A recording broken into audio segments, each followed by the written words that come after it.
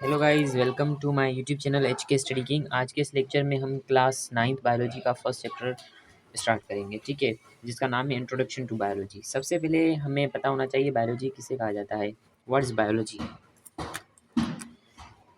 The word biology comes from Greek language bio meaning life and logos means study। Biology जो है वो Greek word से लिया गया है, ग्रीक लैंग्वेज के एक वर्ड से लिया गया है जिसमें बायो का मतलब लाइफ और लोगोस मीन्स स्टडी, मतलब biology meaning study of life of living organisms is called biology, ठीक है। अब इसके अंदर डिविजन्स भी हैं। डिविजन्स कितनी हुए? There are 3 divisions. कितनी डिविजन्स हैं? बायोलॉजी के 3 डिविजन्स हैं। सबसे पहले हमारे पास zoology. The word zoology is derived from Greek language zoon meaning animals and logos meaning study. Zoology means study of animals. Study of animals, animals के बारे में स्टडी करने को ज़ूलॉजी कहा जाता है। नंबर सेकंड हमारे पास botany. The word botany is taken from Greek language, ये भी ग्रीक लैंग्वेज से लिया गया है। ब्यूटेन, ग्रीक लैंग्वेज के वर्ड ब्यूटेन से लिया गया है, ठीक है। ब्यूटेन जिसका मतलब क्या होता है? Plants. And logos means study. Logos means logos means study. Study of plants is called botany.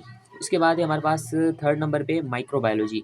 It deals with study of microscopic organisms. जो हमारे पास माइक्रोस्कोपिक ऑर्गेनिजम्स हैं उनके बारे में स्टडी करने को माइक्रो बायोलॉजी कहा जाता है।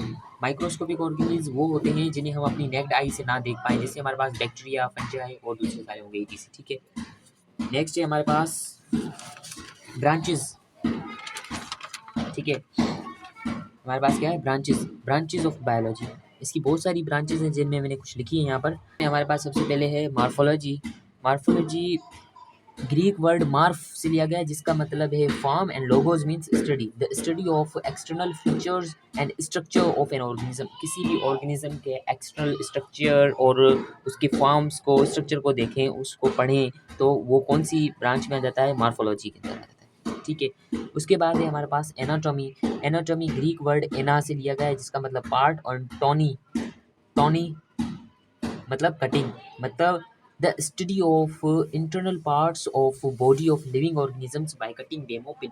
किसी भी लिविंग ऑर्गेनिजम्स के इंटरनल पार्ट्स को बाहर निकाल के उनको पढ़ें, ठीक है। मतलब किसी ऑर्गेनिज्म को कट करके उनके अंदर वाले जो पार्ट्स हैं उनको पढ़ने को हम एनाटॉमी कहते हैं। उसके बाद है हमारे पास हिस्टोलॉजी। हिस्टो ग्रीक वर्ड हिस्टोस का मतलब tissue, logos means study. The study of structure of tissue of plants and animals. Living organisms के टिश्यू के स्ट्रक्चर को पढ़ने को हिस्टोलॉजी कहा जाता है।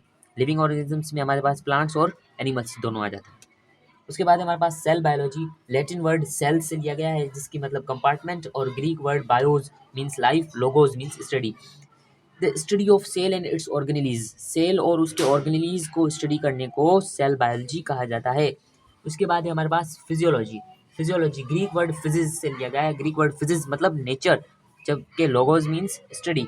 Study of function of living organism, ठीक है। उनके लिविंग ऑर्गेनिजम्स के फंक्शंस को पढ़ने को फिजियोलॉजी कहा जाता है।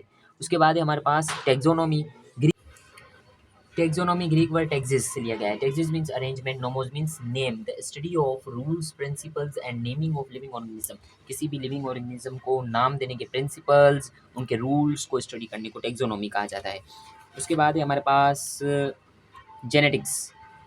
जेनेटिक्स ग्रीक वर्ड जेनेसिस से लिया गया है जिसका मतलब origin. The study of heredity material is called genetics. Heredity material को स्टडी करने को जेनेटिक्स कहा जाता है। उसके बाद है हमारे पास डेवलपमेंटल बायोलॉजी। ग्रीक वर्ड एम्ब्रियन से लिया गया है। एम्ब्रियन मतलब embryo, logos means study. The study of formation and development of an embryo.